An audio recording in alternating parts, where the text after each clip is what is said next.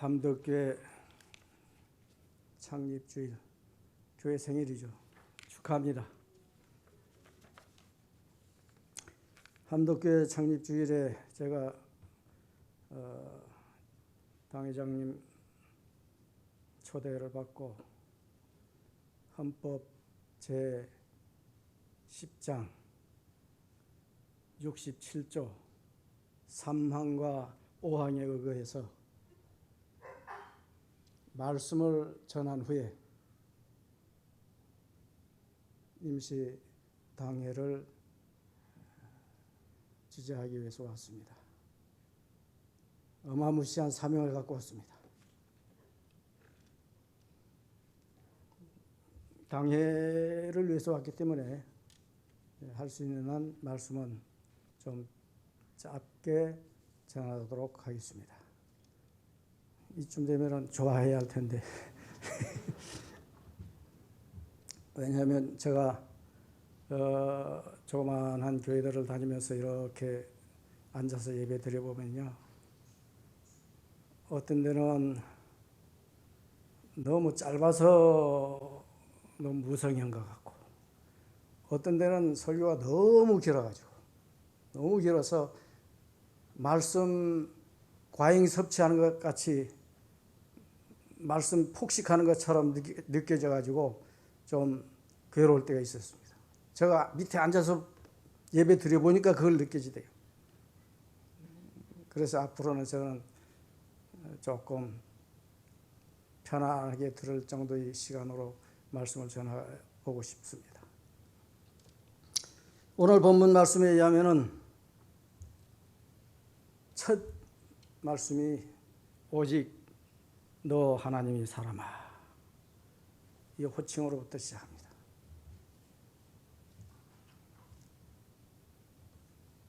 누가 저에게 당신은 하나님이 사람이요 이렇게 불러준다면 얼마나 제가 흐뭇하겠습니까? 제가 사는 곳에 이제 4동의 빌라가 있는데, 저는 그 4동에 사는 분들 다 모릅니다. 모르는데 그분들은 어떻게 저를 알아봬요? 목사는 숨을 수가 없대요.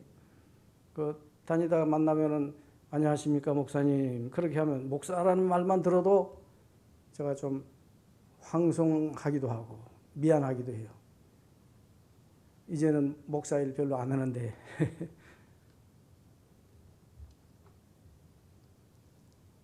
그런데 만약에 하나님께서 우리를 향해서 너 하나님의 사람아 그렇게 불러준다면 얼마나 기분이 좋겠습니까? 얼마나 행복하겠습니까? 우리 모두 디모데처럼 오직 하나님이 사람을 인정받는 삶을 살아야 결국은 그 호칭이 우리 것이 됩니다.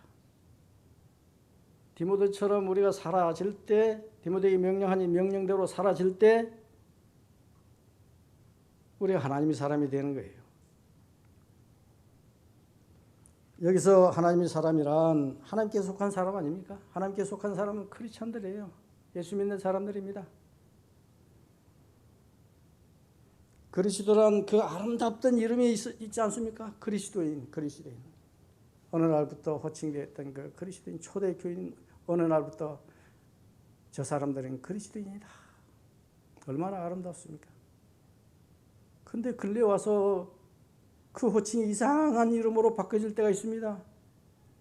그리스도인이라고 하지 않고 개독교인. 왜 그런 소리를 우리가 들어야 합니까? 이유가 있죠. 그 아름답던 이름이 변해서 이상한 이름이 되어지는 것은 이유가 있습니다. 그리스도인이 하나님께 소망을 두지 않고 세상 것에 소망을 두고 살아가기 때문이에요. 그리스도인들이 하나님께 소망을 두지 않고 세상 사람들하고 똑같은 소망에 그것에다가 소망을 두고 살기 때문에 결국은 그런 호칭을 받을 수밖에 없는 거예요.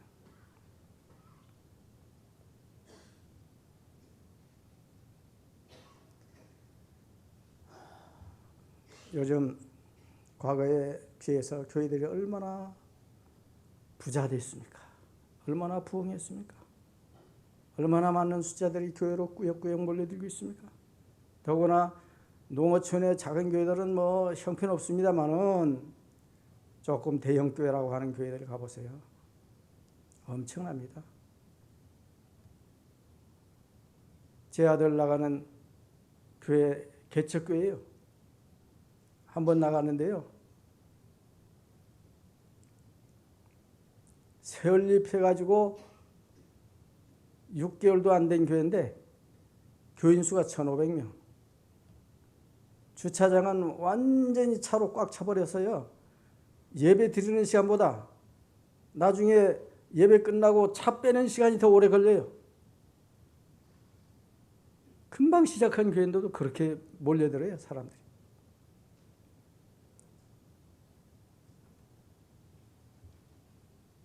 그런데 교회가 그렇게 하나님 복 달라고 해서 기도하고 부유하게 해달라고 해서 부유받고, 그래서 세상 사람들 봐도 깜짝 놀랄 정도의 부를 쌓아놓고는 그 다음에 들리는 소식들이 아름다운 소식이면 얼마나 좋겠습니까?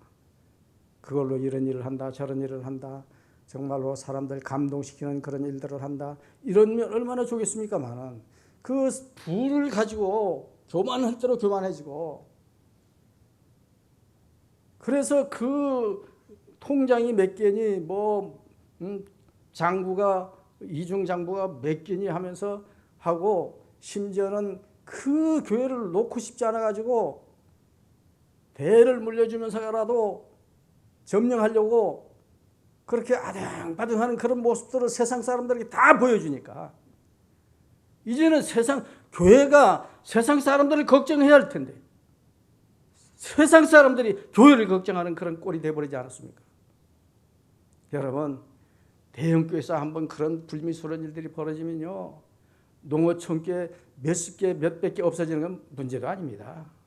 영향이 금방 와요. 제가 다녀보니까요, 농어촌교회 비참합니다. 눈물 납니다. 10사람 앉아서 모여서 예배 드리는 곳은요, 제가 흐뭇해져요. 어떤 때는 우리 두 부부만 앉아서 예배 드릴 때도 있고요. 성찬식도 그 집이 식구 둘하고 우리 둘하고 앉아서 성찬식도 하고요. 어떤 데는 할머니 두 분 앉혀서 예배하는데 어느 때는 가서 보면은 할머니 한 분이 아파가지고 양로원인가 어디 가버려서 한 분을 앉혀서 예배 드리고요. 비참합니다. 저 삼양삼동에 교회를 하나 지어놓고 힘들게 살다가 질환으로 인해 가지고 얼마 전에 천국 가신 목사님이 계시지 않습니까? 거기 가서 보니까 19분이에요. 19분 앉아서 예배 드리는데.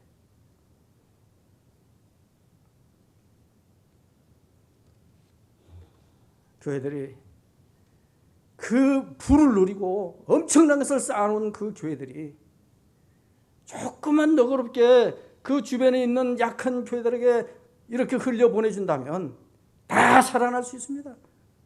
다 용기 백배에서 살아날 수가 있어요. 그걸 못하고 있습니다. 그 쌓아놓은 걸 놓고 쌓고 있습니다. 이게 누구 주인이냐? 이게 누구 것이냐?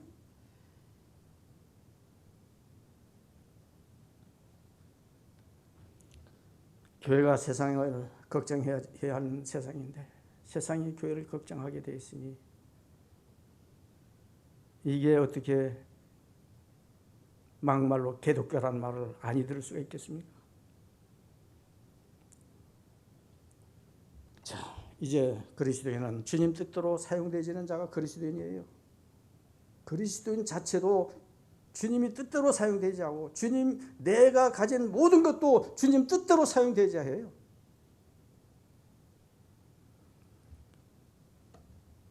그게 그리스도인입니다.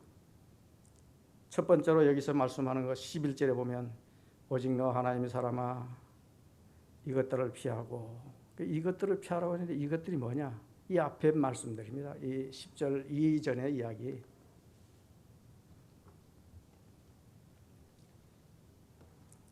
11절 이전의 말씀이죠. 3절서부터 10절에 그 내용을 보면요, 다른 교인 본받지 말라고 했고요, 다른 교훈들 피하라는 것입니다. 다른 교훈, 해로운 욕심 버리라고 했습니다. 해로운 욕심 피해야 하는 거예요. 피할 것을 제대로 피하는 사람이 그리스도인입니다. 제가 이제 운전을 하고 다니는 고기사입니다. 제 옆에는 사모님이 앉아 있습니다. 고기사가 이제 안전하게 운전을 하기 위해서 이제 달립니다. 이 운전하는 사람은 늘 신경이 앞에 뭐 어지럽게 뭐 왔다 갔다 하는 게 있는지, 뭐 무슨 장애물이 있는지 거기에 신경 쓰고 가는 거예요. 세울 때도 내가 세우기 좋은 데로 가서 세워야 합니다. 그러면 제 아내가 이렇게 내리려고 문 열어보고는 조금 더 이쪽으로 피해서 세우라는 거예요. 이게 왜 그러나? 언젠가 보면 거기 물통이 있을 수가 있고요, 진흙통이 있을 수 있고, 어떤 데는 개똥이 있을 수 있고요. 고기사는 그 지시하는 대로 이렇게 해서 움직여서 세워야 합니다. 피할 건 그렇게 피해야 해요. 피할 것은 그렇게 피해야 합니다. 10절에 가서 보면 돈을 사랑하며 일만 하기 뿌리니 이것을 탐내는 자들은 미혹을 받아 믿음에서 떠나 많은 근심으로써 자기를 찔렀도다. 하나님의 사람으로 살아가는 것은 소망을 어디에 두고 사느냐? 거기에 있습니다. 내 삶의 가치를 어디에 두고 사느냐? 내 삶의 가치가 돈에 있지 않은가? 내 삶의 가치가 정욕에 있지 않은가? 수시로 살펴보면서 피해야 합니다. 하나님이 기뻐하시는 믿음의 사람 되시기를 정말로 간절히 바랍니다. 시편 42편 5절에 보면 내 영혼아 내게 어찌하여 내 속에서 불안해야 하는가? 너는 하나님께 소망을 두라. 그가 나타나사 도우심으로 말미암아 내가 여전히 찬송하리로다. 이 시편 저자처럼 불안으로 몰고 가는 그런 자기 자신을 꾸짖으면서 하나님께 소망을 두고 살아가시기를 간절히 바랍니다. 두 번째는 하나님의 사람이 따를 것을 따라야 한다는 거예요. 하나님의 사람이라면 따를 걸 따라야 합니다. 그리스도인은 따를 걸 따라야 해요. 11절에 보면 의와 경건과 믿음과 사랑과 인내와 온유를 따르며, 이 6가지 항목이 나오지 않습니다. 이 6가지를 따라야 합니다. 우리는 과연 무엇을 따라 살고 있습니까? 그리스도의 말씀과 경건의 교훈 따르지 않는 자에게 대해서 경계하고 있는 말씀이에요. 마음에 부패하고 진리를 잃어버린 자들에 대한 경계의 말씀입니다. 그들에게 공통적인 특징이 있다면 그것은 바로 경건을 이익 추구의 방법으로 삼는 거예요. 종교를, 경건을 돈벌이의 수단으로 삼는 것입니다. 그 결과 자기를 따르는 이들을 수족처럼 부리며 노예와 같이 취급합니다. 종교를 시장의 상품처럼 거래의 대상으로 삼습니다. 그러나 우리가 받은 은혜는 결코 이익을 취하라고 주어진 은혜가 아니에요. 그걸 수단으로 삼으라는 것이 아닙니다. 수단으로 삼는 대상이 아니에요. 오히려 우리를 위해서 자신을 온전히 드리신 주님처럼 우리도 온전히 자신을 하나님과 이웃을 위해서 드리는 존재로 부름받았다는 사실을 믿으셔야 합니다. 세 번째, 하나님의 사람은 싸울 것에 싸워야 합니다. 이 나이가 들어서 늙어가면서 이렇게 보면요, 우리 동료들도 만나보면요, 아니 그렇게 좋던 사람들이 어느 날 갑자기 버럭 놀다가도 그렇게 화를 버럭 낼 때가 있어요. 그 싸울 일도 아닌데 그냥 농담하다고도 싸우고 장난하다고도 싸우고 치매의 끼가 있나 그런 생각이 들 때가 있습니다. 12절에 보면 믿음의 선한 싸움을 싸우라. 영생을 취하라. 이를 위하여 내가 부르심을 받았고 많은 증인 앞에서 선한 증언을 하였도다. 믿음이 선한 싸움도요, 영생 취함도 결국 명령입니다. 믿음에서는 싸움을 싸워라 명령하고 있죠. 영생을 취하라 명령하고 있죠. 이 명령은 하나님이 사람들이 하나님 앞과 그리스도 예수 앞에서 반드시 지켜야 할 명령인 거예요. 하나님의 사람은 잘 피하고 잘 따르고 잘 싸우는 사람들입니다. 13절서부터 14절에 보면 만물을 살게 하신 하나님 앞과 본디오 빌라도를 향하여 선한 증언을 하신 예수 그리스도 예수 앞에서 내가 너를 명하노니 우리 주 예수 그리스도께서 나타났을 때까지 흠도 없고 책망받을 것도 없이 이 명령을 지켜라. 하나님이 명령을 지켜라. 이 명령을 지키면 어떻게 됩니까? 명령 지키는 것은요, 하나님께 영광 내는 거예요. 명령 잘 지키는 것은 하나님께 영광 잘 돌리는 것입니다. 명령 잘 지켜서 영생을 취해야 합니다. 그리고 명령 잘 지키는 자에게 예수님을 보게 된다고 했습니다. 예수님 보는 은혜를 입은 하나님의 사람이 되는 거예요. 영생을 취한 자, 예수님을 보는 은혜를 받은 자, 결국은 하나님께 반드시 영광을 돌리게 됐습니다. 만약에 영광을 돌리지 않고 있다면, 그런 삶을 살고 있다면 그건 앞의 것이 거짓입니다.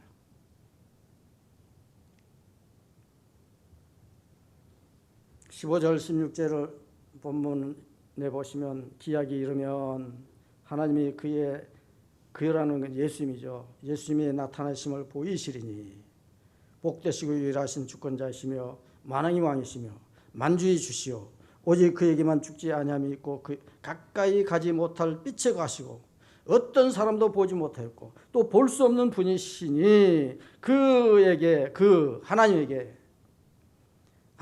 존귀와 영원한 권능을 돌릴지어다. 아멘 했습니다. 예수를 보내주시고 그 예수님을 우리가 만나게 해주시고 그 예수님을 보게 해주신 이 일을 하신 분이 하나님이세요. 바로 우리 아버지십니다. 하나님은 복되시고 유일하신 주권자시고 만왕의 왕이시고 만주의 주시고 빛에 가시는 하나님이라고 했습니다. 이 사실을 알고 믿는 사람은 두려울 게 뭐 있습니까? 하나님이 그런 하나님인 것을 알고 믿는 사람이 뭐가 두렵습니까? 지난 주일에는 제가 조천교회에서 설교하면서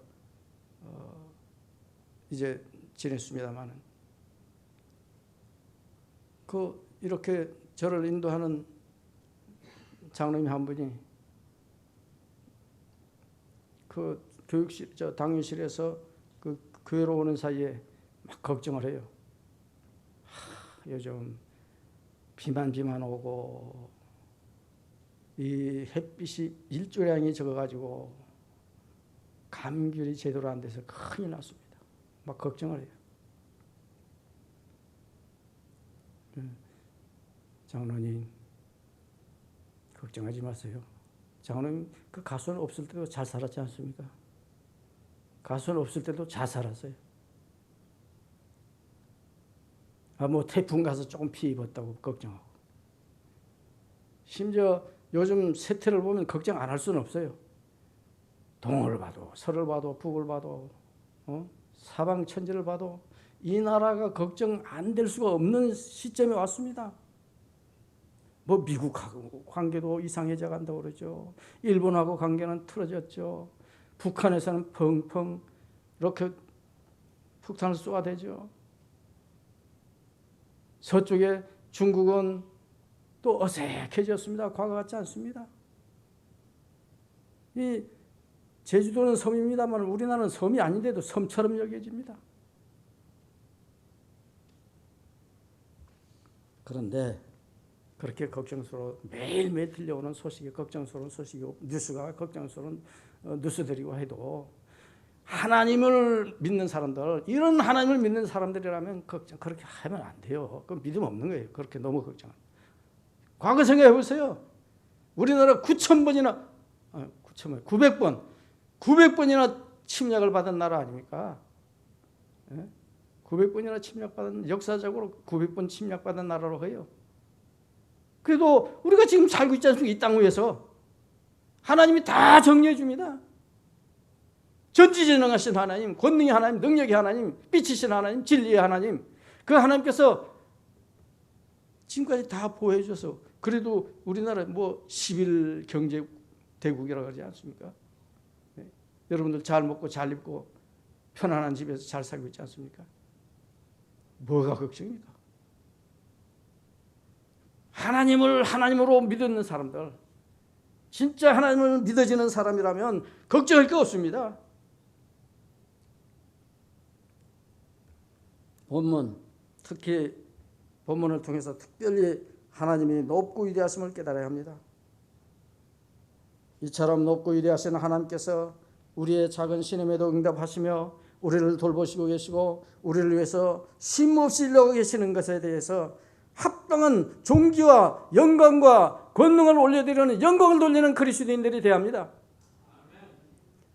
본서 말미에 보면요, 우리 읽지 않았습니다만 17절부터 21절에 보면 주 예수 다시 오실 때까지 할 일들이 쭉 나열되어 있습니다. 믿음에서 벗어난 일 하지 말라 하십니다. 소망을 제물에 두지 말라고 하십니다. 소망을 하나님께 두라고 하십니다. 선을 행하고 선한 사업 많이 하고 나눠주는 너그러운 자가 되어야 한다고 했습니다. 우리 모두가 망령되고 헛된 말과 거짓된 지식의 반론들을 피해야 합니다. 내게 부탁한 것을 지켜야 합니다. 믿음에서 벗어나지 않게 하고 주님의 은혜가 우리 모두와 함께 있게 하여서 우리 모두 망령되고 헛된 말과 거짓된 지식에서 나온 반론을 물리치고 믿음 안에 든든히 서는 이 시대의 디모데가 다 되시기 바랍니다. 진정한 하나님의 사람은 하나님께 영광 돌립니다.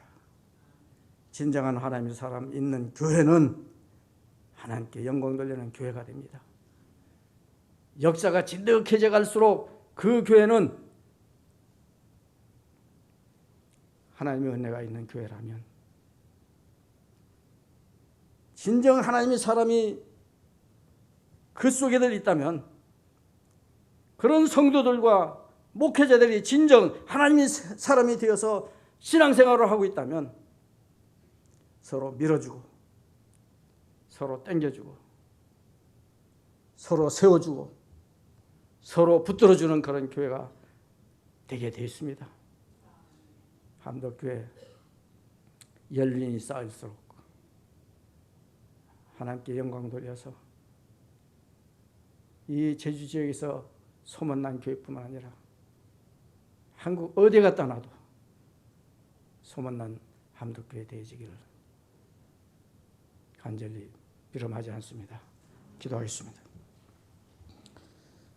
이 시대의 디모데를 부르시는 아버지 하나님, 우리 모두가 하나님의 사람으로 예수 그리스도의 복음이 증거가 되는 일에 나의 삶의 태도가 아름답게 사용되게 하여 주시옵소서.